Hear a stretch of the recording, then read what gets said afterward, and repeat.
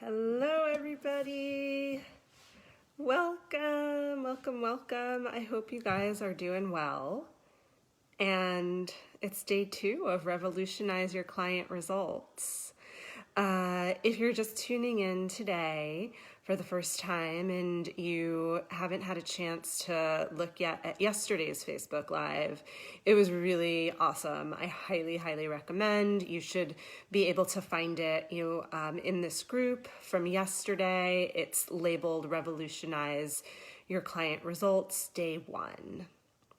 So you guys know why we're here, but just as a reminder, the reason why we're here is because I know that if you're here, it's because you are committed to going deeper with your clients. You are really committed to co-creating real and long-lasting change and transformation with your clients. If you're here, I know that you are a person of integrity, and it's so important for you to show up with integrity in all of your client work, and to know how to handle, all the situations, right? The easy situations, but also all those tough client situations that come our way.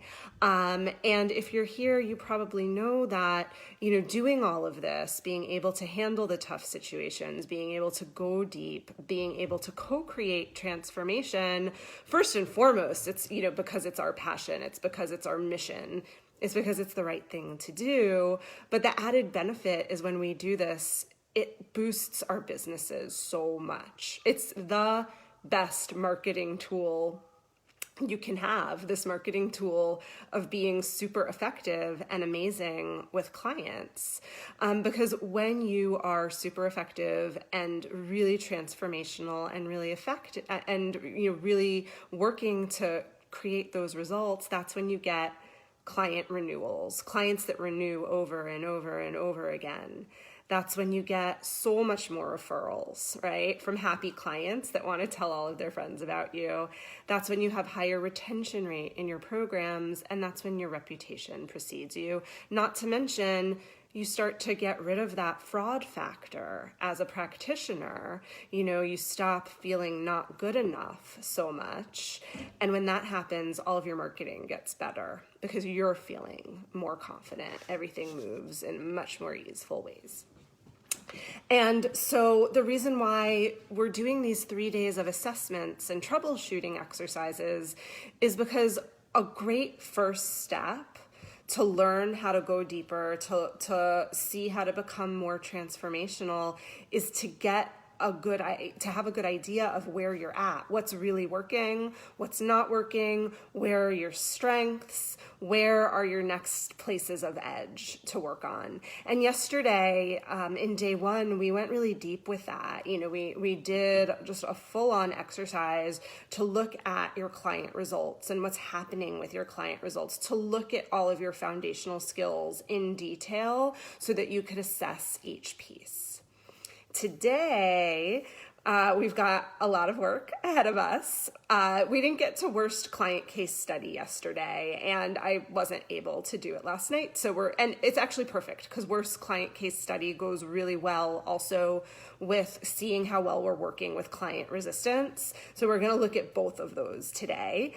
I want to remind you, please comment a lot as we go along. I want to hear what's going on for you. There's so much great interaction yesterday. I know it can feel a little vulnerable, right? We're looking at hard stuff. It's hard to even look at it for ourselves. But the more that you can reveal, the more that you can share, it helps all of us, right? Because of the normalization factor, right? We can be amazing practitioners and also have places of edge. Same goes for me too. All right, so all that being said, let's look at worst client case study. And, again, as we go into this, because I'm going to be asking some tough questions about a really hard client situation that you've had. And I want you to know I'm not on my pedestal here being like, I haven't had any worst client case studies, right? I've had doozies myself. So you are not alone in this, right?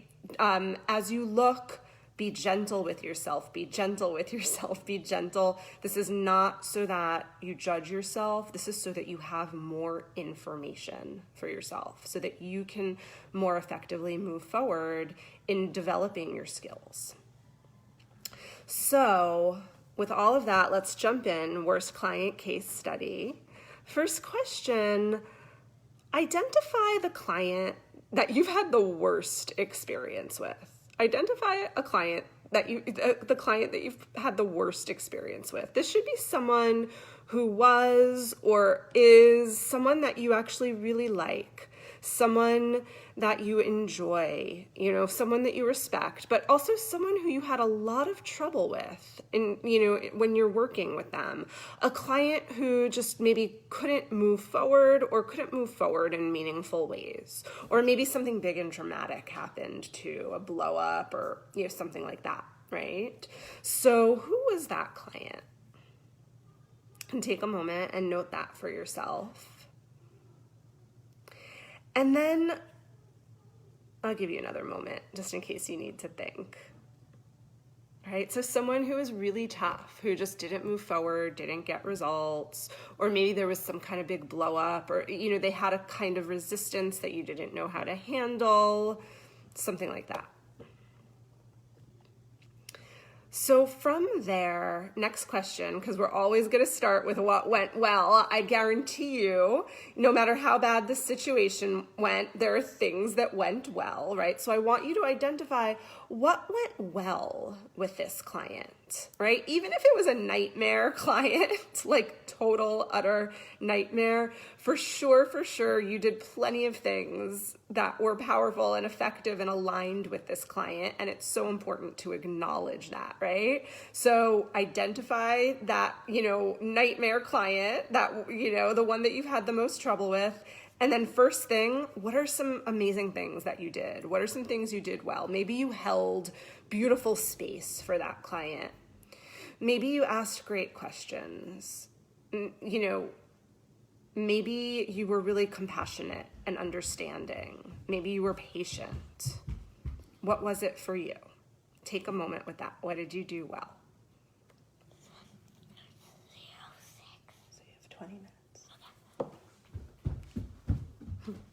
I've got a kid at home today.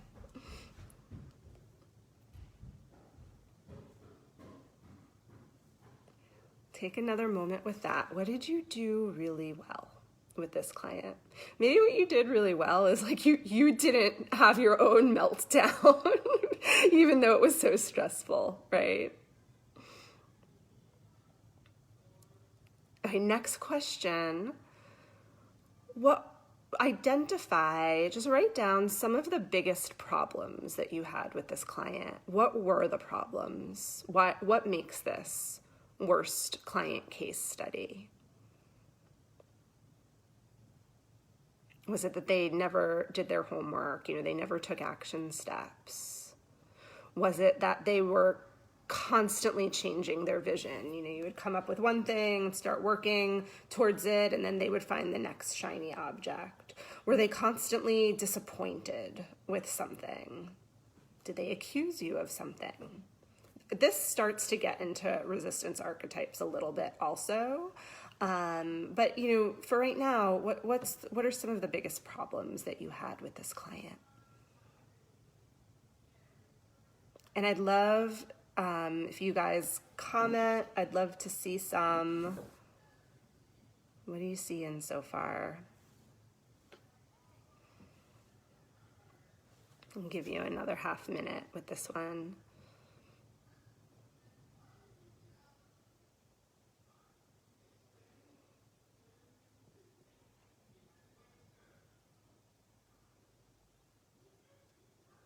All right, next question. This is a really, really important one.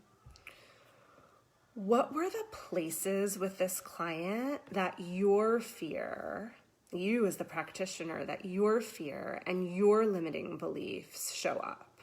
Where were the places with this nightmare client, tough client, whatever it is, where your fears showed up, your limiting beliefs showed up. So let me tell you what I mean by this question. When we have trouble with a client, chances are that some of our own fears, our own anxieties, our own limiting beliefs, our own inner blocks are showing up in the relationship, in the container with the client. So for example, perhaps we know that a client really needs to let go of a certain habit or a relationship or an idea of self, but we're too scared to name the truth that we see for them. We're scared that they're going to get angry or offended or shut down or whatever it is. Or maybe we sense that the client has a lot of anger, and so we tiptoe around their anger instead of addressing it head on. Or maybe because the client is having a tough time, you start to doubt yourself as a practitioner and your own ability to help this client. And then so you go into like a panicked problem solving mode, like a fix it mode, which never helps, right? Instead of calmly supporting the client to see the blocks and working through. Or maybe from the get-go, you never really believed that you could help this client. You know, you had that fraud factor going on. You never really believed you could help her reach her goals. And then that belief just permeated the work together, right? So those are some examples where the places that your fear and your limiting beliefs showed up with this client. Your own triggers, your own beliefs, your own fears.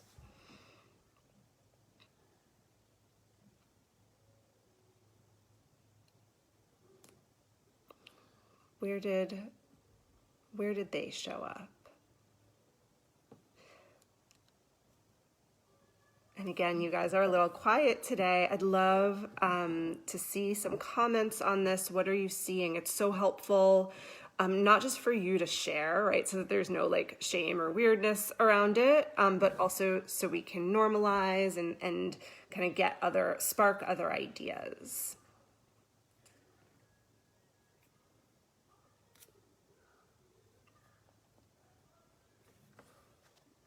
Take another moment with that. Where were some of the places that your fear and your limiting beliefs showed up with this client?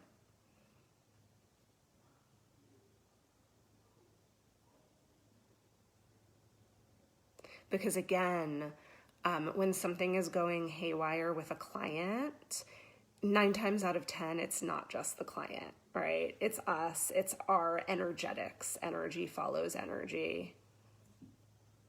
There's something maybe funky that we're bringing into the container, or the client has triggered us in some way, and then we're bringing something funky in. All right, next question. When you think about this client, how did this worst case study, right, anything that happened that was so tough, how did it impact your own energy, your own confidence level, and your ability to show up in your business and your marketing?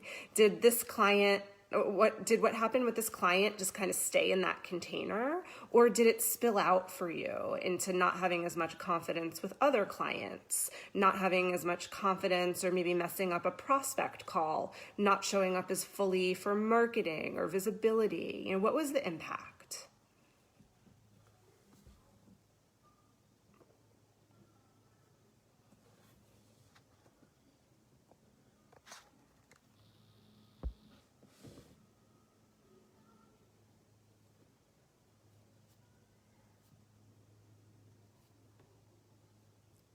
Take another moment with that.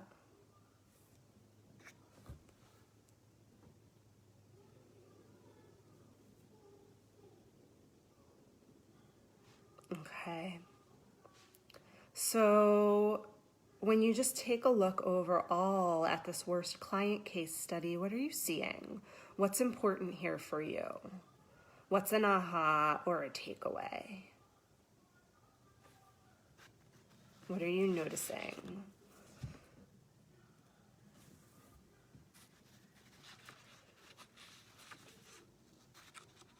And please share. Let's see what you guys have got.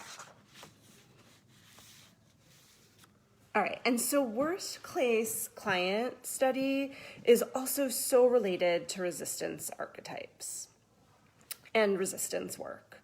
So there are nearly endless ways that resistance can manifest in a client's behavior. And at some point, your clients are going to have resistance. It's part of the process, right? It doesn't mean you're a bad practitioner if resistance shows up. I want to be clear about that.